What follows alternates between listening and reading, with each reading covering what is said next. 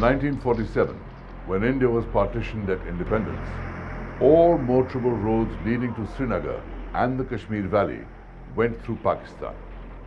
So in 1948, after Kashmir acceded to India, a new all-weather motorable road had to be built connecting Srinagar to Jammu.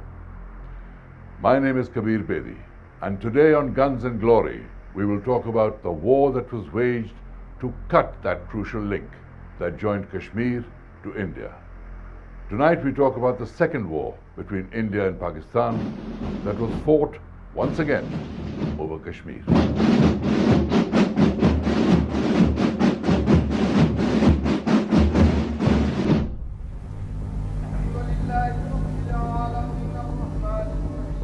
On the 26th of December 1963, a sacred relic went missing from the Hazrat Bal shrine in Srinagar. The next day the news leaked out and all hell broke loose in the Kashmir Valley. The relic, believed to be the hair from the head of Prophet Muhammad, had been stolen. Crowds went on a rampage in Srinagar. Cinema halls and property were torched. People wailed in the streets. The law and order machinery was paralyzed and curfew had to be imposed. A week later, the relic reappeared at the Hazrat Bal shrine itself, as mysteriously as it had disappeared. But that did not quell the anguish of the Kashmiri people. Theories about politically motivated conspiracies circulated everywhere, and many doubted the authenticity of the returned relic. Throughout January, tension continued to mount in Srinagar. The incident brought the Muslim clergy into the political scene, and a Holy Relic Committee was organized which had both the clergy and politicians as members. Calm was restored in February 1964 when a special verification ceremony established that what had been recovered was truly the missing relic. But with the Holy Relic crisis having blown over, the committee virtually became a secessionist political platform, much to the delight of leaders in Pakistan. Educated in Berkeley and Oxford, a young charismatic leader from Sindh, Zulfikar Ali Bhutto, took over as Foreign Minister of Pakistan on January 24, 1963. One of the first actions of Foreign Minister Bhutto had been to conclude the Indo Pak boundary agreement, signed on 2nd March 1963.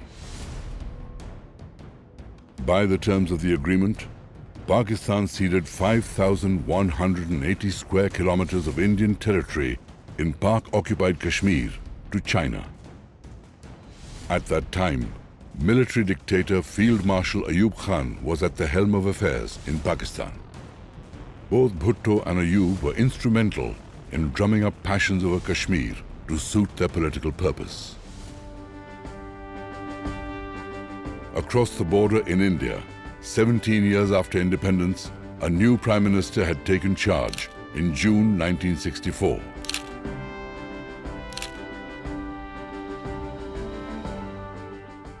Lal Bahadur Shastri had been chosen by the Congress Party for the top job after the death of Jawaharlal Nehru.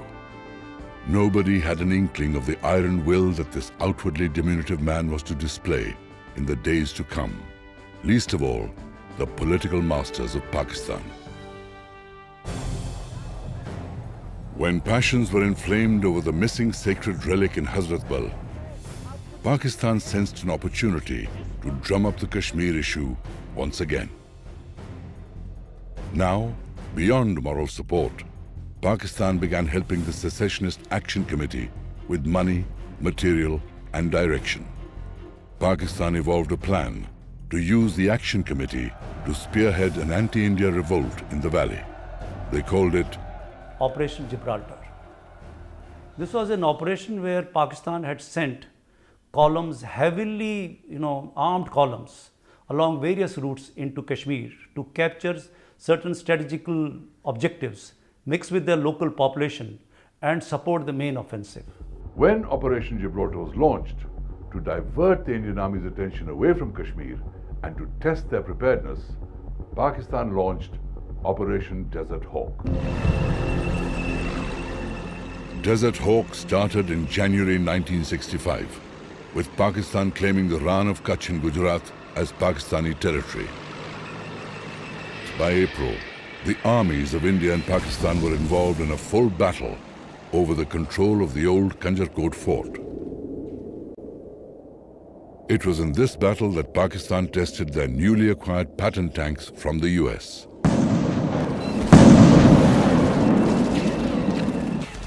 Both sides suffered losses, till a ceasefire was mediated by the British Prime Minister, Harold Wilson, which took effect on April the 29th.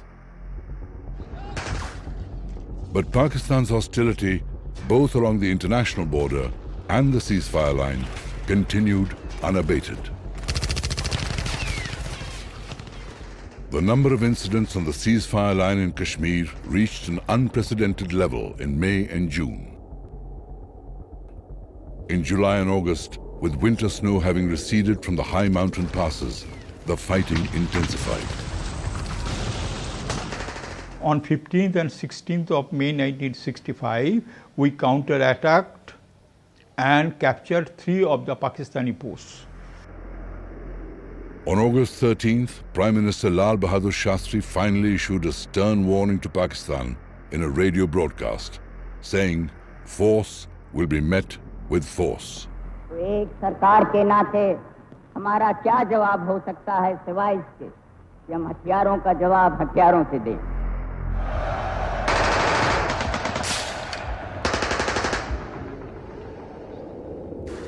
In August, the Indian Army began taking possession of mountain passes in Kargil, Uri and Titwal areas, through which Pakistan was pushing its invaders. On August 25th, the Indian Army launched an operation to take the most important Haji Pir Pass. Haji Pir Pass is somewhere in the center, with the road running from Uri to Punch through Haji Pir. Now the capture of this bulge was of great tactical and strategical importance to the army as well as to our country.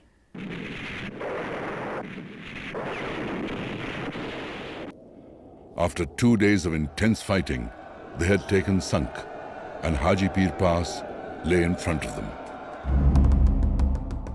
Major Ranjit Dayal, with only a company of soldiers, climbed the difficult hillside carrying heavy loads by night. Leaving the leading platoon to engage and distract the enemy, Major Dayal took the rest of his men to the right, climbed the western shoulder of the pass, and then rained down on the enemy from the flank. The Pakistanis were completely surprised. They left their weapons and ran down the hill to escape. By 10:30 a.m. on August 28, one para had captured the pass. By capturing this bulge, we would have captured, and which we did, the most massive dominating features in that area, which is Badori, Basauli, Sunk and Point 8777. For his gallantry and leadership in the battle, Major Ranjit Singh Dayal was awarded the Mahavir Chakra. Pakistan still did not heed Lal Bahadur Shastri's warning. They thought the situation was ripe to escalate Operation Gibraltar and move on to the third phase of their plan, Operation Grand Slam. Its objective was to cut off all of Jammu and Kashmir north of Jammu town. They planned a surgical strike through the Akhnoor sector, aiming for the all-important Jammu-Srinagar road, which ran closest to the Pakistan border in this region. Pakistan launched their attack in the early hours of September the 1st, 1965. At 3:45 a.m., Pakistan began shelling Indian Army positions in Cham. Then 70 tanks and 2 Pakistani brigades rolled over the international border. The Pakistani objective was Akhnoor Bridge over the river Chenab to cut off supply lines between Punjab and Kashmir. The bridge connected Jammu with Rajouri and Poonch, and to the east lay the bigger target of the Jammu-Srinagar highway. The Chief of Army Staff, General G.N. Chaudhary, was in Srinagar and called up Prime Minister Shastri in Delhi to brief him on the situation. Later that evening, in Delhi, General Chaudhary told the Prime Minister that available resources of the army in the field would not be able to halt the Pakistani thrust. General Chaudhary was there at that time, and he came back, and he came straight to my office, and he was saying they're very bad, and could the Air Force take part?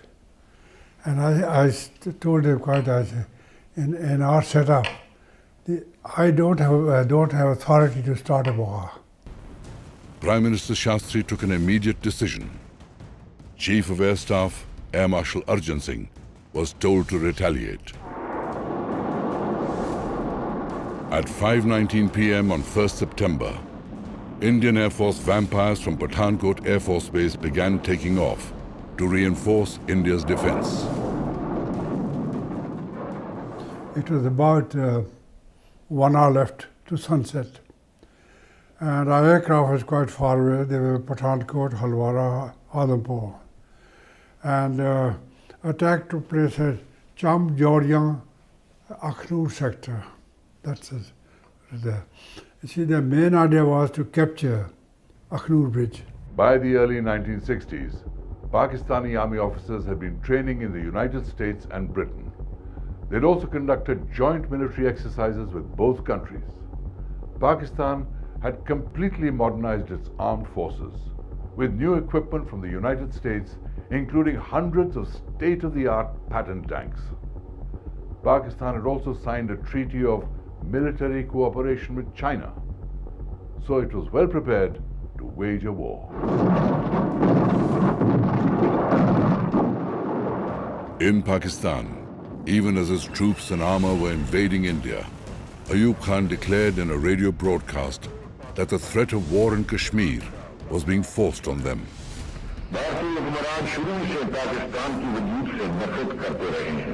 और मुसलमानों की इबादा आजाद ममलिकत को उन्होंने कभी दिल से तस्लीम ही नहीं किया.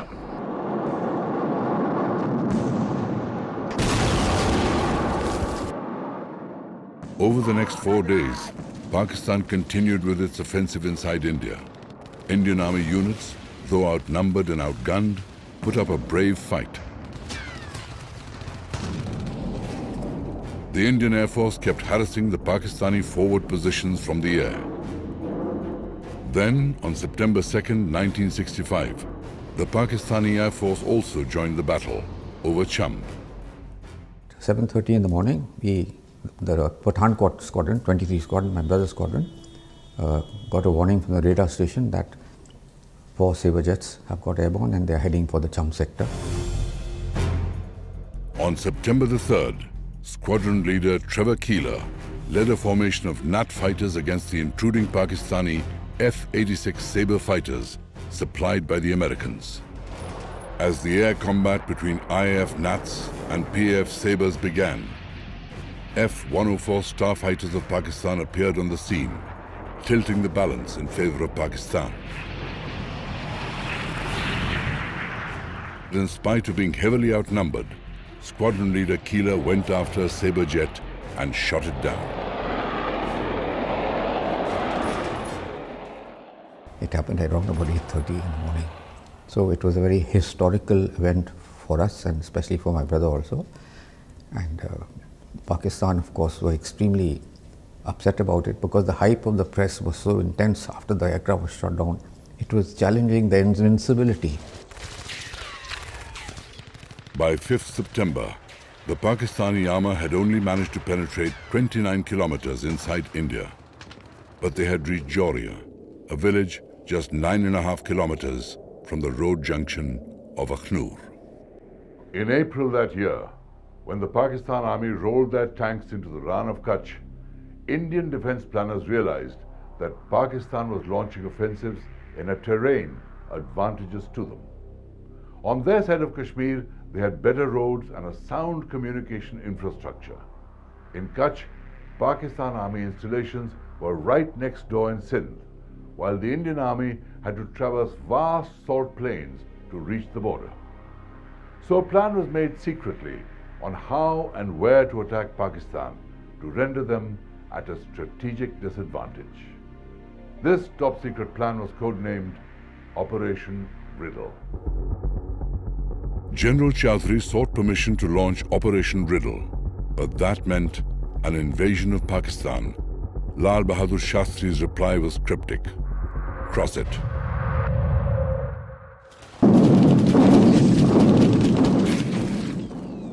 Before dawn on 6 September, India launched a three-pronged offensive against Lahore along an 80-kilometer front.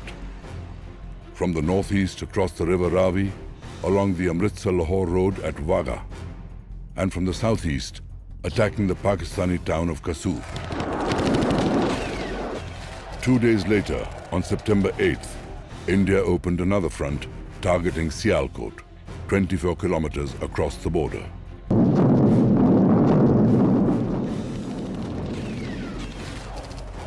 The same day, 800 kilometers south of Lahore, India opened a third front by attacking and occupying the town of Gadra in Sindh. Pakistan suddenly found itself fighting more battles on more fronts than it had planned for. The Pakistani plan of cutting off Kashmir remained unachieved, as Ayub Khan had to pull out his troops from the Chumb sector to defend Sialkot and Lahore. Pakistan made plans to counter India's Lahore offensive by launching a massive attack aimed at capturing Amritsar. Pakistan's elite 1st Armoured Division was to drive hundreds of tanks through Khemkaran for the assault on Amritsar. A decisive battle was fought 60 kilometers southwest of Amritsar at Asal Uttar, thereafter known as Patan Nagar.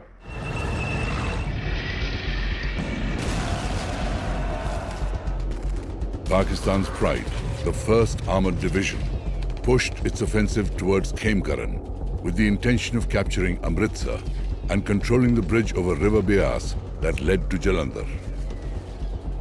But there were delays in the Pakistan attack, and they got bogged down in crossing the Rohi Nala. By 10 September, the Indian Army had fortified the area and was poised to meet the attack. 3 Indian tank regiments had taken up a horseshoe position, while other forces blocked the flanks. Trenches had been dug, and gun positions and weapons pits had been well camouflaged by cotton and sugarcane fields. 106mm recoilless guns were also deployed on the Khemkaran-Amritsar road. Into this valley of death came the Pakistani tanks to meet their doom. Company Quartermaster Master Abdul Hamid of India's 4th Grenadiers was the best 106mm recoilless gun shooter in the battalion. On 10 September, when Pakistani tanks came upon the 4th Grenadier positions, Havildar Abdul Hamid led his detachment in shooting down one tank after another.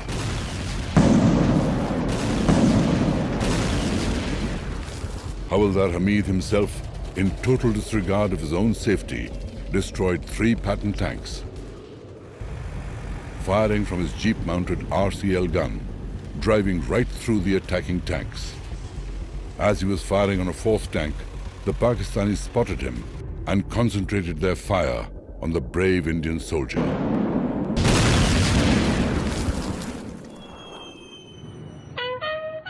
Havildar Abdul Hamid was posthumously awarded the Paramveer Chakra, the highest gallantry award in India. Pakistan's 1st Armoured Division never made it past Khemkaran.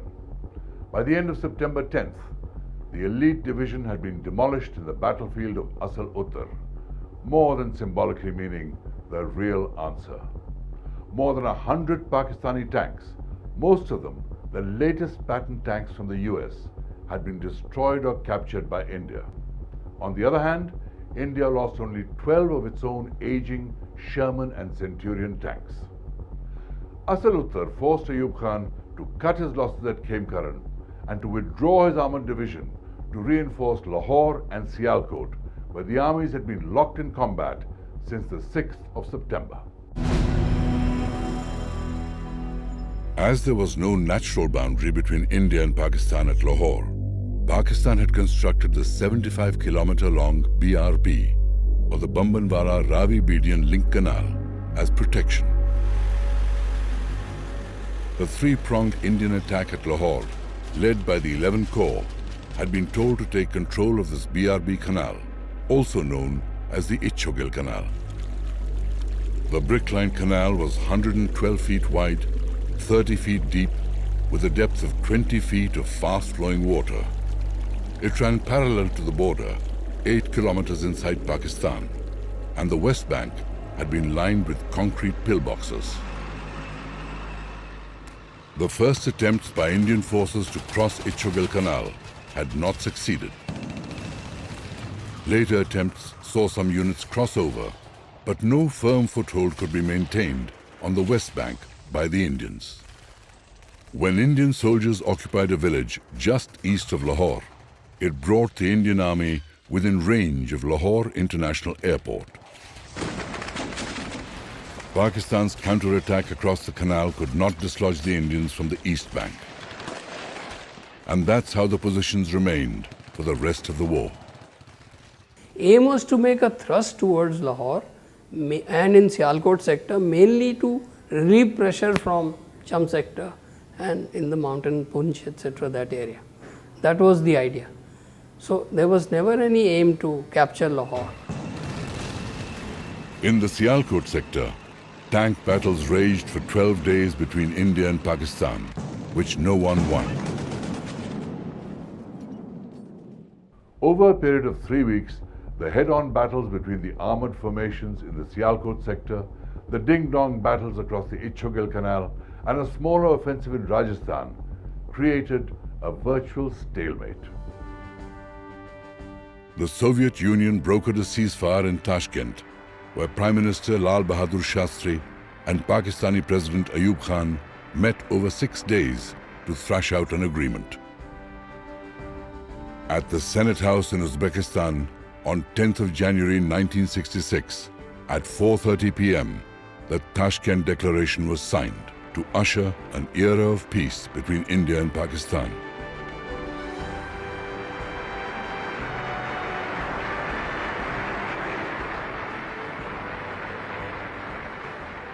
Nine hours later, Prime Minister Lal Bahadur Shastri, who had suffered 2 heart attacks earlier, died in Tashkent at 1:32 a.m.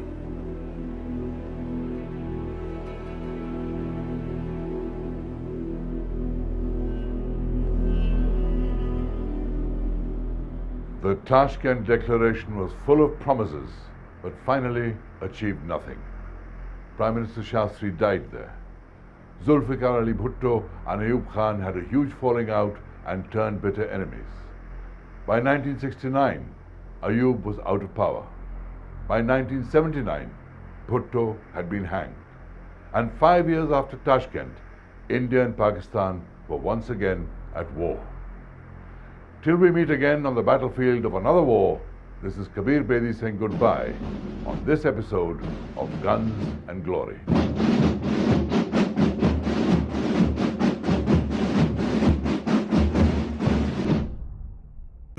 A new Prime Minister had taken charge in June 1964.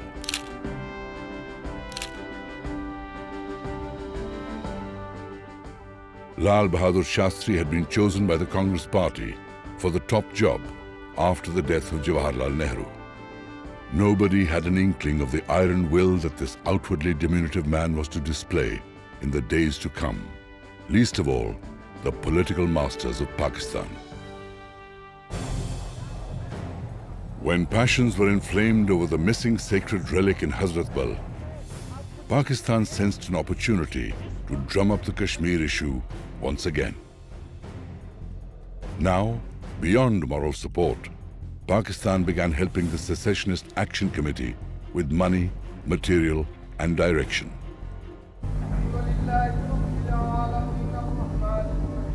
On the 26th of December 1963, a sacred relic went missing from the Hazrat Bal shrine in Srinagar. The next day, the news leaked out, and all hell broke loose in the Kashmir Valley. The relic, believed to be the hair from the head of Prophet Muhammad, had been stolen. Crowds went on a rampage in Srinagar. Cinema halls and property were torched. People wailed in the streets. The law and order machinery was paralyzed and curfew had to be imposed. A week later, the relic reappeared at the Hazratbal shrine itself, as mysteriously as it had disappeared. But that did not quell the charismatic leader from Sindh, Zulfikar Ali Bhutto, took over as Foreign Minister of Pakistan on January 24, 1963. One of the first actions of Foreign Minister Bhutto had been to conclude the Sino-Pak boundary agreement, signed on 2nd March 1963. By the terms of the agreement, Pakistan ceded 5,180 square kilometers of Indian territory in Pak-occupied Kashmir to China. At that time, military dictator Field Marshal Ayub Khan was at the helm of affairs in Pakistan. Both Bhutto and Ayub were instrumental in drumming up passions over Kashmir to suit their political purpose. Across the border in India, 17 years after independence,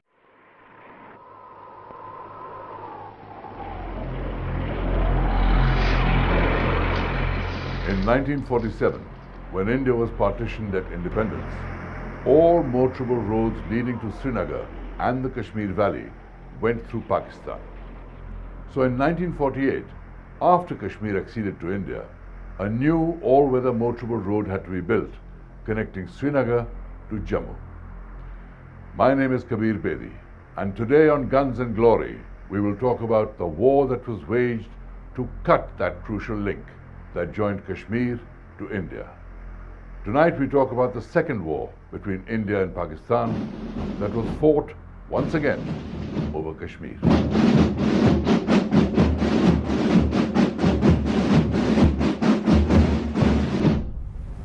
the anguish of the Kashmiri people. Theories about politically motivated conspiracies circulated everywhere, and many doubted the authenticity of the returned relic. Throughout January, tension continued to mount in Srinagar.